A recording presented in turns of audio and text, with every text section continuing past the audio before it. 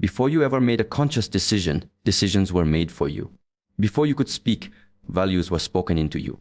Before you could reason, rules were handed to you as truth. This is where conditioning begins, not with force, but with timing. A mind that has not yet learned to question accepts everything as reality. What enters first feels natural. What repeats feels normal. What is normalized becomes identity. You did not choose your earliest beliefs, you absorbed them. You watched how adults responded to stress, money, authority, love and fear. You learned not from what they said, but from what they embodied. Their anxieties became your caution. Their limitations became your ceiling. Their unfulfilled lives quietly taught you what was realistic. By the time choice appeared, the framework had already been built. Conditioning works best when it is invisible. If someone tells you directly that you are limited, you may resist. But if they show you a world where limitation is common, rewarded, and unquestioned, you adapt without resistance. You learn what is safe to want. You learn what is dangerous to attempt. You learn when to stay quiet and when to comply. Over time, this learning feels like your own personality. School refines this process. You are rewarded for obedience, not for understanding. You are taught to memorize, not to inquire. Mistakes are punished, not explored. Creativity is tolerated only when it fits within approval. Gradually, curiosity weakens. The desire to explore gives way to the need to perform. You learn to seek validation before truth. This is not accidental. A system built on predictability needs predictable minds. If people think deeply, they become slow to manipulate. If they question authority, control weakens. Conditioning does not need to make you ignorant, it only needs to make you dependent. Dependent on approval, dependent on structure, dependent on being told what comes next. Fear is introduced early as guidance. Be careful, don't risk too much, stay realistic. These phrases sound protective, but they shape the nervous system. They teach the body to tighten before the mind even analyzes. Later in life, when opportunity appears, the body remembers fear before the mind considers possibility. The hesitation feels instinctive, but it was trained. Choice feels free only when the range of options is wide. Conditioning narrows that range long before choice is required. By the time you decide, many paths already feel, not for someone like me. This belief is rarely examined. It hides behind phrases like, I'm just not that type of person, or that's not how life works. These are not conclusions, they are echoes. Language itself becomes a tool of conditioning. The words you hear shape the thoughts you can think. If ambition is labeled selfish, you will suppress it. If rest is labeled lazy, you will feel guilt in stillness. If suffering is praised as virtue, you will tolerate what should be changed. Over time, the internal dialogue no longer sounds external. It sounds like you. Media continues the work. It defines success narrowly, happiness superficially, and conflict dramatically. You are shown what to desire and what to fear, repeatedly, subtly, relentlessly. Comparison becomes automatic. Dissatisfaction becomes normal. The mind stays busy chasing images instead of understanding itself. The most powerful aspect of early conditioning is that it precedes awareness. You cannot defend against what you cannot see. A child trusts the environment because survival depends on it. That trust becomes the foundation of belief. Later, even when evidence contradicts those beliefs, the nervous system resists change. Familiar pain feels safer than unfamiliar freedom. This is why many people defend their limitations passionately. Challenging a belief formed early feels like a threat to identity. If the belief falls, the structure built on it trembles. So the mind protects the program. It rationalizes, it resists, it distracts. Not because it is weak, but because it was trained to preserve stability at all costs. Understanding this is not about blame. Blame keeps you tied to the past. Awareness loosens the grip. When you recognize that much of what you call me was installed before choice, space opens. In that space, observation begins. You start to notice reactions instead of justifying them. You start to question impulses instead of obeying them. Conditioning may begin before choice, but it does not end there. The mind remains plastic, responsive, adaptable. What was learned unconsciously can be unlearned consciously. But this requires patience because the old program does not leave quietly. It has repetition on its side. It has familiarity. It has emotion. The work begins by slowing down. Automatic lives protect automatic beliefs. When you slow the body, the mind has a chance to catch up. When you create silence, patterns surface. You begin to see how often you say no without considering yes. How often fear speaks before reason. how often you confuse comfort with safety. You realize that many of your choices were rehearsals, not decisions. Reactions mistaken for preference, habits mistaken for identity. Once seen, they cannot be unseen. This awareness is uncomfortable because it removes excuses, but it is also empowering because it returns agency. Freedom is not the absence of influence. That is impossible. Freedom is the ability to see influence clearly and choose consciously anyway. This skill is trained, not inherited. It requires discipline, reflection, and repetition. New repetition to replace the old. When conditioning is brought into the light, it loses its authority. It may still speak, but it no longer commands. You begin to experience the difference between a thought arising and a decision being made. In that gap, real choice finally begins. Fear is not simply an emotion, it is a system. It operates quietly, efficiently, and constantly in the background of daily life. While people believe control comes from force, laws, or authority, the most effective control has always been psychological. Fear shapes behavior long before reason enters. It guides choices without announcing itself. It convinces the mind that compliance is survival. From early life, fear is introduced as protection. Don't touch that. Don't go there. Don't try this. At first, these warnings are necessary. But over time, fear expands beyond safety and becomes limitation. It moves from guarding the body to governing the mind. The nervous system learns to associate uncertainty with danger, risk with loss, difference with rejection. Once fear becomes internal, control no longer needs enforcement. The individual begins to self-regulate, self-censor, self-limit. This is the most refined form of control.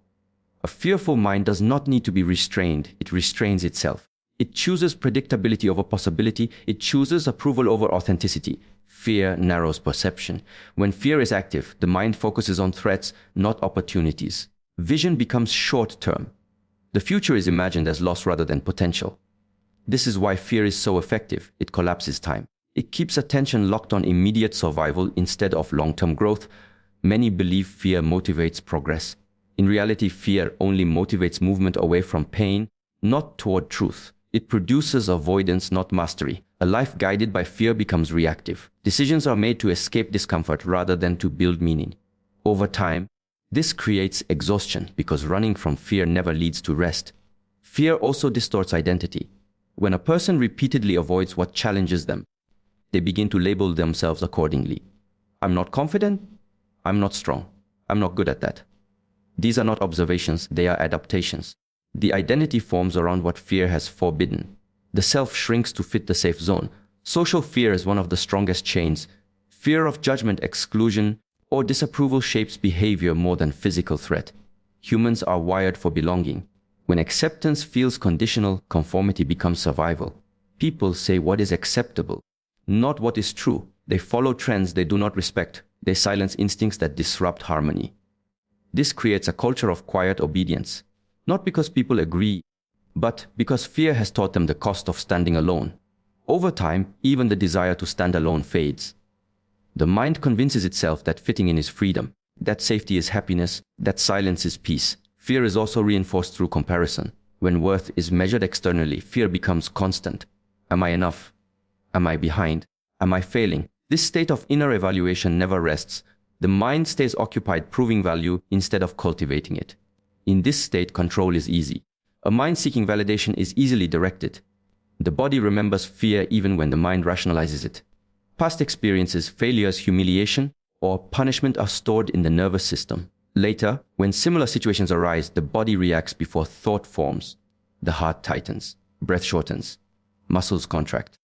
The reaction feels instinctive, but it is learned. This is why logic alone cannot dissolve fear. Fear lives in sensation, not argument. It requires exposure, not explanation. It dissolves through direct experience of surviving discomfort. Each time fear is faced and endured, its authority weakens. Each time it is avoided, it grows more convincing. Fear thrives in uncertainty. Systems that rely on control often amplify uncertainty deliberately. Confusion keeps people dependent. When clarity is absent, fear fills the space. The mind seeks guidance. It looks outward for instruction. Whoever provides certainty becomes authority, regardless of truth. This is why fear-based messaging is repetitive. Repeat a threat often enough, and it becomes background reality. The mind stops questioning and starts assuming. Once assumption replaces inquiry, autonomy disappears. The person believes they are choosing, but they are only reacting. Fear also isolates. It convinces individuals that their struggles are personal failures rather than shared human experiences. Isolation weakens resistance. A person who believes they are alone in their fear will hide it, not challenge it. Hidden fear multiplies. Shared fear dissolves. To see fear clearly is to begin reclaiming power. Fear loses its grip when it is observed without judgment, not obeyed. Observed, this observation creates space. In that space, choice returns. Courage is not the absence of fear. Courage is the willingness to act without negotiating with fear. Each act of conscious confrontation rewires the nervous system. The body learns that discomfort is not death. The mind learns that uncertainty is not collapse. Freedom requires familiarity with fear. Not as an enemy, but as a signal. Fear often marks the edge of growth. Control systems know this, which is why they teach people to retreat from fear rather than understand it. A person who understands fear cannot be easily directed. When fear no longer dictates behavior, manipulation loses leverage, guilt weakens, shame dissolves, comparison loses relevance. The individual begins to act from clarity rather than reaction. Fear may always arise, but it does not need to rule. The moment fear is no longer the primary reference point, control breaks and responsibility returns. Distraction is not harmless. It is not simply entertainment, nor is it a neutral way to pass time. Distraction is a condition that fragments attention, erodes depth, and slowly dismantles the mind's capacity for clarity. A distracted mind cannot hold a steady direction. It reacts, consumes, and moves on without integration. Over time, this state becomes normal, and weakness is mistaken for ease. The mind grows strong through sustained attention. Just as the body requires resistance to build muscle, the mind requires focus to develop strength. When attention is constantly interrupted, the mind never meets resistance long enough to grow. It skims the surface of everything and penetrates nothing. This creates familiarity without understanding and information without wisdom. Distraction begins as relief. It offers escape from discomfort, boredom, or inattention. Instead of sitting with unease, the mind reaches outward. A screen lights up, sound fills the space, movement replaces stillness. This habit forms quickly because it works immediately. Discomfort disappears, but so does awareness. When distraction becomes constant, the mind loses its ability to remain present. Silence feels unbearable. Stillness feels empty. The moment there is nothing to consume, restlessness arises. This restlessness is not natural, it is conditioned. The mind has been trained to expect stimulation, and without it, it panics. This is how dependency forms. The mind no longer rests in itself. It requires external input to feel alive. Over time, attention becomes shallow. The capacity to read deeply, think deeply, listen fully, or observe patiently weakens. The mind jumps from one stimulus to the next, chasing novelty while avoiding depth. Distraction also prevents self-confrontation. In stillness, unresolved thoughts surface. Questions arise, doubts appear. Discomfort reveals itself. Distraction suppresses this process. By keeping the mind occupied, it avoids facing what needs to be addressed. Problems remain untouched, not because they are solved, but because they are hidden. This avoidance comes at a cost. What is ignored does not disappear, it accumulates. Tension builds beneath constant stimulation. Anxiety increases without a clear source. The mind feels busy but unfulfilled, exhausted but unsatisfied. This is the paradox of distraction. It consumes energy while providing no nourishment. A distracted mind is easily influenced. When attention is fragmented, critical thinking weakens. Ideas are absorbed without evaluation. Opinions are adopted without reflection. The mind becomes reactive, shaped by whatever is loudest, newest, or most emotionally charged. This makes distraction a powerful tool for control. Distraction also shortens patience. When gratification is instant, effort feels unnecessary. The mind resists anything that requires time. Growth, however, is slow. Mastery is gradual. Understanding deepens through repetition and presence.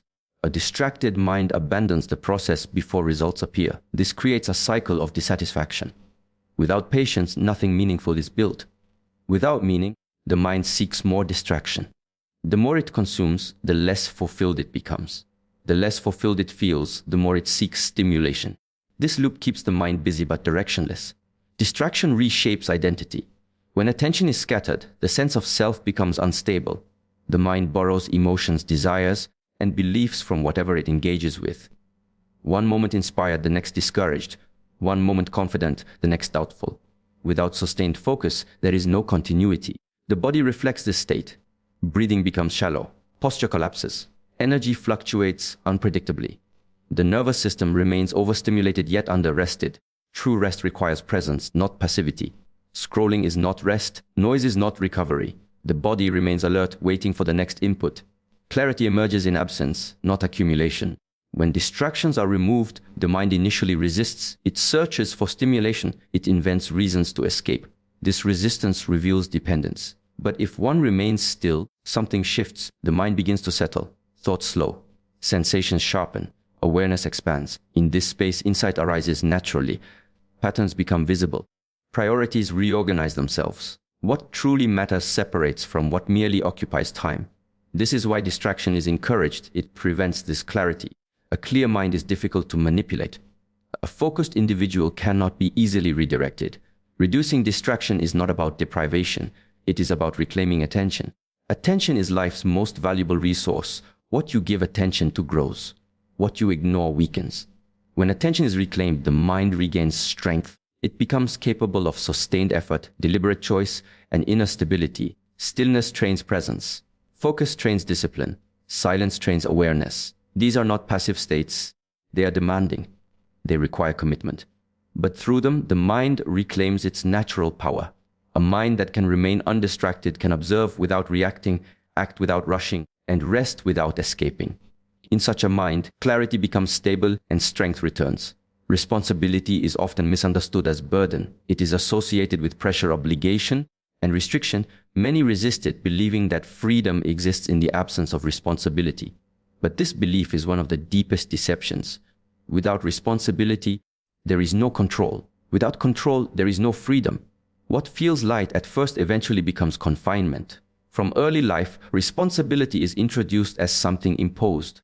Duties assigned, rules enforced, consequences delivered. Because of this, responsibility becomes associated with authority and loss of choice.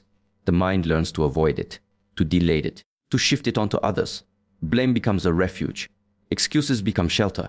But avoiding responsibility does not remove its weight. It only transfers it. When you refuse responsibility for your thoughts, emotions, and actions, they are governed by external forces. Circumstances dictate mood. Other people determine direction. Past experiences define limits. This is not freedom, it is dependency. Freedom requires authorship. To be free is to be the source of your actions rather than the product of your conditions. Responsibility is the act of claiming that authorship. It is the moment you stop saying, "This happened to me," and begin saying, "This is mine to work with." Not because it is fair, but because it is real. Responsibility begins internally. You take responsibility for how you respond, not for what occurs. This distinction is crucial. You may not control events, but you always control interpretation. The moment you accept this, power returns. As long as interpretation is outsourced, inner stability remains fragile. Blame feels relieving in the short term. It explains pain without demanding change. It preserves identity without challenging behavior. But it also locks you into the position of victim. A victim waits, a responsible person acts. Waiting may feel safer, but it leaves life unchanged. Responsibility demands clarity. It requires you to see yourself honestly, without distortion or justification. This is uncomfortable because it removes the comfort of illusion. You must acknowledge habits that weaken you, patterns that repeat, decisions that avoid effort. Responsibility does not shame these observations, it exposes them. Exposure is the beginning of change. When you clearly see where your actions lead, denial collapses. You stop negotiating with excuses. You begin adjusting behavior not through force, but through understanding. Responsibility aligns action with consequence. Taking responsibility also means accepting limits. You cannot do everything, you cannot be everywhere. You must choose. Choice creates direction. Direction creates momentum. Without responsibility, energy disperses. With responsibility, energy concentrates. Discipline is responsibility in motion. It is the daily expression of ownership. When you train your body, manage your time, regulate your attention, you are practicing freedom. Each act of discipline reduces dependence on motivation, mood, or circumstance. You become reliable to yourself. Responsibility also transforms suffering. When pain is seen as punishment, it breeds resentment. When pain is seen as information, it breeds growth. Responsibility reframes experience. Instead of asking, "Why is this happening to me?" you ask, What is this asking of me? This question opens learning rather than resistance. Many avoid responsibility because they fear failure. But failure is not the opposite of responsibility. Avoidance is. Failure within responsibility produces insight. Avoidance produces stagnation. A responsible person may fail, but they gain clarity. An irresponsible person may feel comfortable, but they remain trapped. True responsibility does not mean controlling others. It means relinquishing control over what is not yours. You stop managing perceptions. You stop manipulating outcomes. You focus on what is within reach: effort, intention, consistency. This simplifies life. Complexity often arises from misplaced responsibility. As responsibility deepens, anxiety decreases. Anxiety thrives in uncertainty and helplessness. Responsibility restores agency. Even in difficult situations, the mind finds steadiness in knowing what can be done now. This steadiness is strength. Responsibility also builds self-respect. Each time you follow through, even when it is uncomfortable, trust forms. You begin to rely on yourself. This trust is quiet but powerful. It does not depend on praise or recognition. It grows through consistency. Freedom is not a sudden release. It is constructed gradually through small, deliberate acts of responsibility. Each decision aligned with truth strengthens the foundation. Over time, dependence falls away. External validation loses importance. Internal direction sharpens. The door to freedom has always been present, but it only opens inward. Responsibility is the hand that turns the handle. Discipline is not punishment. It is not restriction. It is not a set of arbitrary rules designed to make life harder. Discipline is the active force that transforms who you are. Identity is not fixed. It is not innate. It is the product of repeated thought, repeated action, and repeated habit. Discipline is the mechanism through which repetition is directed, controlled, and aligned with purpose. Without it, identity drifts. With it, identity is sculpted deliberately. From early life, identity is conditioned by environment. Family, peers, society, culture, all impose expectations and norms. These external forces plant the seeds of identity long before you are aware of choice. You internalize beliefs about what is possible, what is acceptable, and what you should become. Over time, these seeds grow into the default self, the version of you that reacts automatically to circumstances, that obeys old patterns, and that often repeats limitations without question. Discipline disrupts this default programming. It interrupts the autopilot. It introduces structure into chaos. Through discipline, you take ownership of what shapes you, consciously deciding what behaviors, habits, and thoughts define the self. The act of daily, deliberate effort rewrites the scripts embedded in your mind. Discipline is a tool for self-authorship, and identity is the manuscript. Discipline is often resisted because it demands discomfort. Growth requires tension. Change requires challenge. A mind that avoids discomfort remains enslaved to old identity. But a disciplined mind faces discomfort intentionally, repeatedly, and strategically. Each act of sustained effort strengthens the neural pathways associated with mastery, courage, and self-command. The body and mind become aligned. The internal state matches the external action. Identity is the sum of small choices made consistently over time. Discipline creates these choices. Waking early, maintaining focus, managing energy, controlling impulses, each seemingly minor action signals something profound to the subconscious mind. This is who I am. This is what I do. Over time, repetition embeds this into the nervous system. Action precedes belief. Habit becomes character. Discipline is the bridge between who you were and who you aim to become. The absence of discipline leaves identity vulnerable to influence. When actions are inconsistent, beliefs unexamined, and effort sporadic, the self is determined by circumstances rather than by intention. External voices, social trends, or fleeting emotions dictate behavior. Over time, the individual loses a sense of coherence. Life becomes reactionary rather than deliberate. Identity drifts untethered to purpose. Discipline, by contrast, creates autonomy. It allows the mind to operate with intention rather than impulse. The repeated practice of choosing action over inaction trains the will. The repeated practice of enduring discomfort trains resilience. The repeated practice of observing impulses without surrender trains self-mastery. Each repetition strengthens the internal narrative. I am someone who acts, not someone who waits. Identity begins to shift organically because it reflects the choices consistently made. Mental clarity also emerges through discipline. A distracted, undisciplined mind is chaotic. It entertains every thought, follows every impulse, and reacts to every external stimulus. This state leaves no room for deliberate identity formation. Discipline narrows focus. It strengthens attention. It teaches the mind to prioritize what matters most, to ignore what is irrelevant, and to sustain effort over time. In this space of clarity, identity is no longer inherited, it is consciously cultivated. Discipline is intimately connected to integrity. Repetition of small acts of self-command builds trust between intention and action. The mind begins to recognize that words, thoughts, and behaviors are aligned. This alignment rewires the subconscious, embedding confidence, reliability, and self-respect. Identity shifts because the internal system now operates consistently rather than in contradiction or chaos. The disciplined mind no longer doubts itself. It trusts itself to respond appropriately. Physical training amplifies this process. The body and mind are inseparable. Discipline applied to the body through exercise, nutrition, or posture reinforces discipline in thought and action. Each challenge endured physically strengthens neural patterns associated with resilience, focus, and perseverance. Over time, physical discipline reshapes the self-concept, teaching the mind that limitations are negotiable, that consistency produces results, and that identity is not bound by prior failures. Discipline also creates emotional mastery. The mind learns to pause before reacting, to respond deliberately rather than impulsively. Emotional regulation becomes practice rather than hope.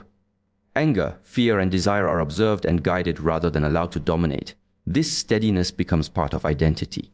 Calm, intentional response is now embedded into the self's operating system, reinforced daily through deliberate practice.